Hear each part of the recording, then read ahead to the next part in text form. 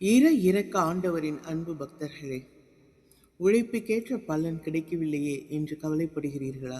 இதோ இறக்க ஆண்டவரின் வாக்கு உங்களுக்காக.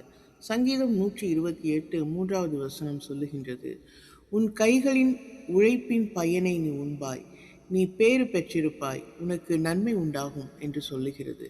ஆம், நாம் நம்பிக்கையுடனும் பொறுப்புடனும் உழைப்பை கொடுக்கும்போது அது வீணாகாது.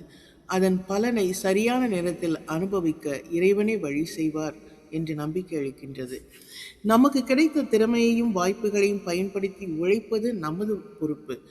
விதைத்தவுடன் அறுவடை கிடைப்பதில்லை. பொறுமையுடன் தொடர்ந்து செயல்பட்டு கொண்டிருக்கும் பொழுதுதான் விதைப்பின் அறுவடையின் பயனை நாம் அனுபவிக்க முடியும். அதுபோல மனித முயற்சியோடு இணைந்து இறைவனின் அருளும் இணையும் போது நமது உழைப்பும் மிகப்பெரிய ஒரு பலனையும் அர்த்தத்தையும் தருகின்றது.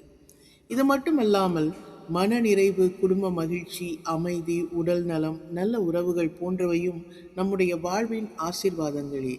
அவையும் நமக்கான சிறந்த நல்ல ஒரு பலன்களே. குறுக்கு வழியில் கிடைக்கும் வெற்றியை விட இறைவனுக்கு உகந்த முறையில் கிடைக்கும் சிறிய பலன் கூட நமக்கு மதிப்புமிக்கது என்பதை உணர வேண்டும். இறைவன் நம்மை ஆசீர்வதிப்பது நாம் மற்றவர்களுக்கும் ஆசீர்வாதமாக இருக்க வேண்டும் என்று அவருடைய எதிர்பார்ப்பையும் நாம் உணர்ந்து கொள்ள வேண்டும்.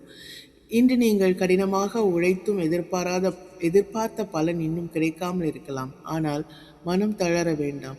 இறைவன் உங்கள் உழைப்பையும் முயற்சியையும் காண்கின்றார்.